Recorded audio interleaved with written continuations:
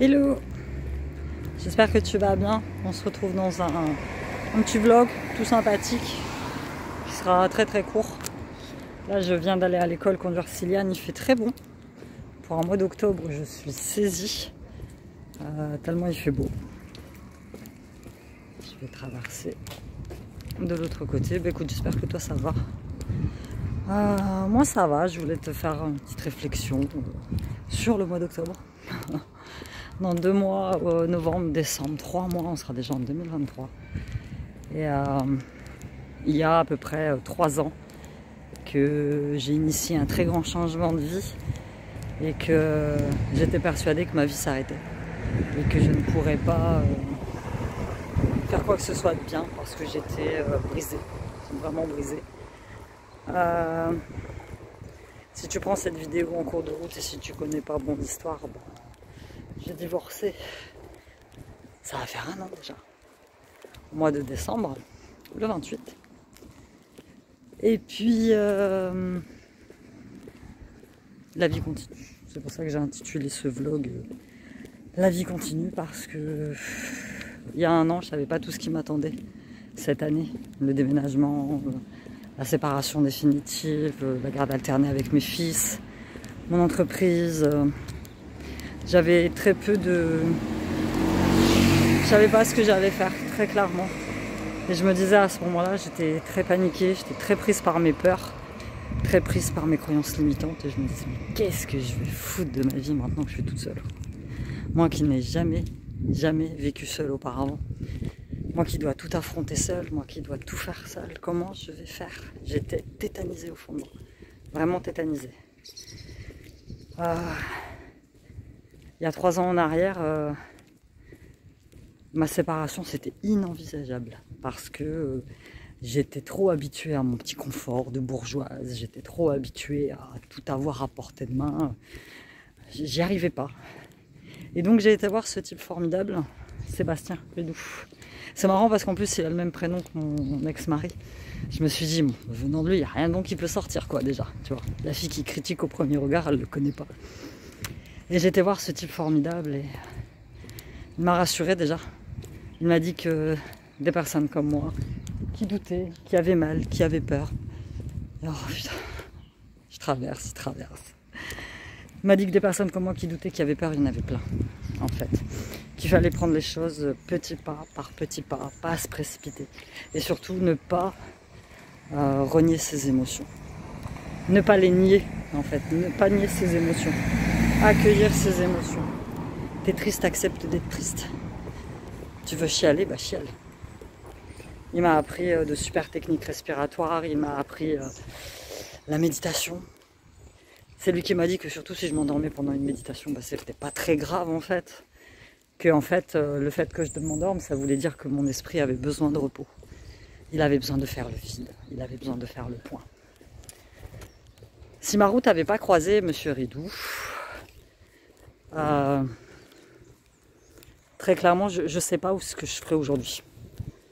Il m'a vraiment redonné espoir, pas confiance en moi. Il m'a redonné espoir. Espoir en l'avenir en fait. Il m'a dit, si vous déménagez pas tout de suite, si vous partez pas tout de suite, c'est que vous n'êtes pas prête. C'est que vous avez encore des choses à apprendre. Vous avez encore des expériences à vivre. Et moi je lui disais, mais oui, mais je sais, mais il faut que je parte, il faut que je parte. Il m'a dit, mais non, vous n'êtes pas prête. C'est pour ça que vous ne le faites pas. Il dit, quand vous serez prête, vous aurez le déclic et vous verrez, il y a tout qui va s'enchaîner.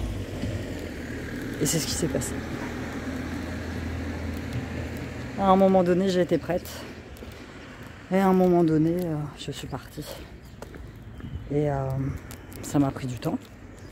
Il y a des gens pour qui ça va très vite. Il y a des gens qui arrivent à tourner la page très très vite. C'est même hallucinant, je ne sais pas comment ils font. Et il y a des gens comme moi qui prennent leur temps. Qui ont besoin de retomber dans des travers, qui ont besoin de faire la même fois, qui ont besoin de faire plein de fois la même erreur, jusqu'à ce qu'elles comprennent. Jusqu'à ce qu'elles comprennent, c'est comme ça.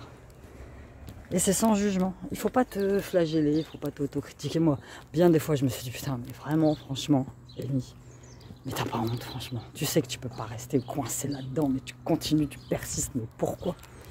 Parce que j'étais pas prête. Et oui, parfois j'ai encore du mal. Bien sûr que j'ai encore du mal. Bien sûr, j'ai encore du mal. Je fais la grande, hein. Parfois je fais la grande, je fais la brave, je fais la fière, mais c'est compliqué. Bien sûr que c'est compliqué. Je sais pas ce que je vais foutre du parapluie, je vais le mettre là.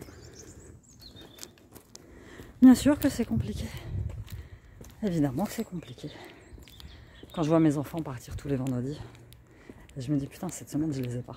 Alors je suis contente qu'ils partent, mais au bout d'un moment ils me manquent. Moi qui les avais tout le temps. Et cette présence, la présence constante que j'avais de leur père qui était tout le temps là et qui ne l'est plus, la vie continue. La vie reprend ses droits, quoi qu'il arrive, elle continue. Même si tu es très abattu, même si tu es au bout du rouleau, même si tu sais pas quoi faire.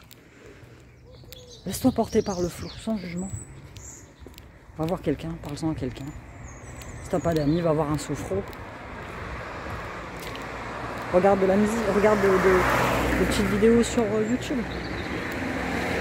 Écoute de la musique. Moi, la musique m'a énormément aidé. Énormément aidé. Avant, je faisais beaucoup de méditation guidée, où il y avait la voix et j'entendais la personne qui te disait un petit peu comment faire. Maintenant, j'écoute beaucoup de musique, mais je fais ma méditation sur ces musiques sans parole.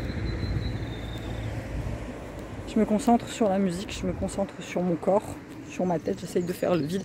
Parfois, c'est pas évident parce que moi, j'ai un cerveau très actif. C'est-à-dire que même quand j'aimerais qu'il ne pense à rien, il pense. Mais quand c'est comme ça, tu observes tes pensées de l'extérieur. En fait. Moi, parfois, j'ai l'impression de...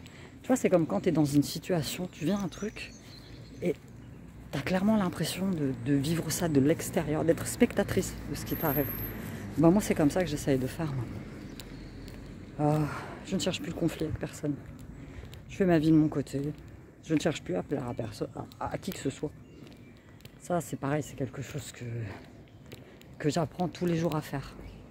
À faire ce que j'aime, à faire ce que je veux, et ne plus tenter de plaire à l'autre pour avoir quoi que ce soit. En fait, il faut vivre sans attente. Moi, c'est difficile encore pour moi parfois. Parce que dès que je fais quelque chose, systématiquement derrière, j'attends un truc en fait. Mais ça, il faut plus. Il faut plus. Et parfois, je me crois même indispensable aux gens. Je me dis, mais comment je vais faire? Comment ils vont faire? Comment ils vont se débrouiller? Je ne suis pas là. Bah, ils se débrouillent. La vie continue. Ils se débrouillent. Ils font. Bon, c'est moins bien que ce que tu fais toi, forcément.